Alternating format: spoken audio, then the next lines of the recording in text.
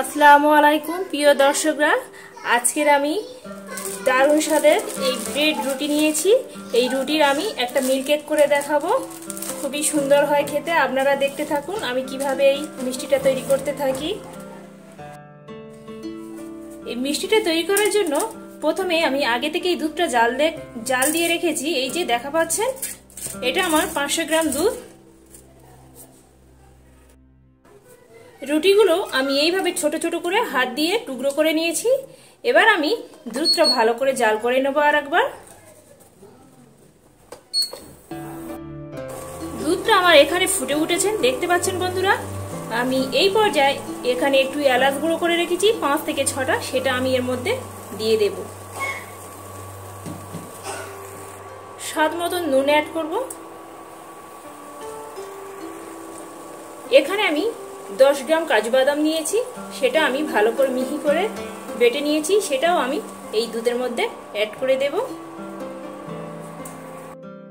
এর মধ্যে আমি এই যে ঘি দেখা পাচ্ছেন, এখানে আমি 3 চামচ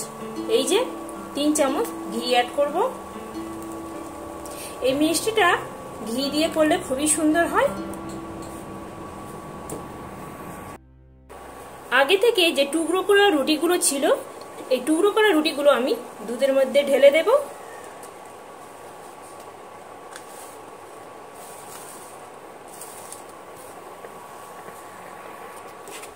দিয়ে আমি এইভাবে কিছুক্ষণ ধরে একটা দইয়ের মতন তৈরি করে নেব।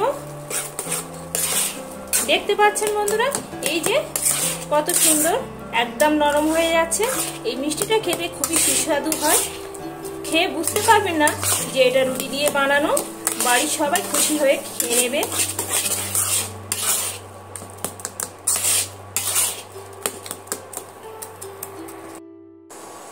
আমি হালকা একটু রঙের জন্য, কালারের জন্য একটু ফুড কালার অ্যাড করছি। এটা সম্পূর্ণ অপশনাল, আপনারা দিতে পারেন নাইবা দিতে পারেন, কোনো অসুবিধা নেই।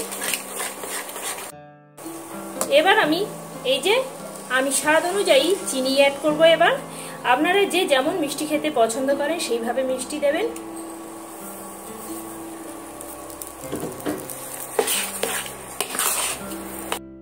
দেখতে পাচ্ছেন বন্ধুরা, আগের থেকে অনেক ঘন হয়ে এসেছে।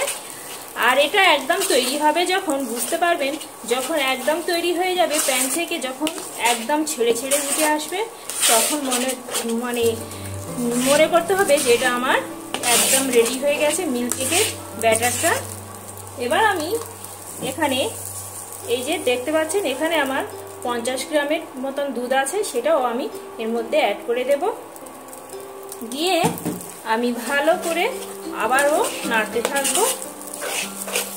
এই দুধটা দিলে কি হয়, দারুণ একটা টেস্টি হয়, খেতেও খুব ভালো লাগে। দুধটা দিলে এই দ্বিগুণ স্বাদটা বেড়ে যায়।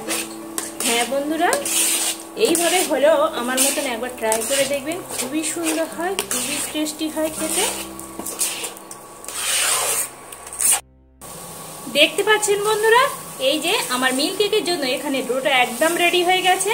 আর কড়া থেকে কিভাবে এই যে ছেড়ে ছেড়ে আসছে, ঠিক এইভাবে হবে। আমার মতন এইভাবে ফলো করবেন বাড়িতে, দেখবেন একদম মিষ্টিটা পারফেক্ট হবে। আর কালারটাও খুব সুন্দর হয়েছে, দেখে বোঝা যাবে না এটা পাউরুটি দিয়ে তৈরি হচ্ছে। বন্ধুরা, এটা একটু তৈরি করতে একটু সময় লাগে। একটু সময় দিয়ে যদি তৈরি করা যায় তাহলে খেতে খুবই দুর্দান্ত হয়, দারুণ টেস্ট হয়। হ্যাঁ, এই যে দেখতে পাচ্ছেন, এই মিষ্টি বাজারে কিনতে গেলে, মিষ্টি দোকানে কিনতে গেলে অনেক টাকা নেয়। আমি অনেক টাকা দিয়ে কিনবো না।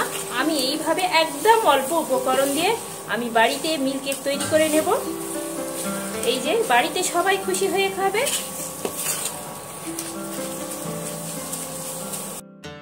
এখানে আমার মিল্ক কেকটা একদম তৈরি হয়ে গেছে। এবার আমি একটা প্লেটের মধ্যে উঠিয়ে নেব।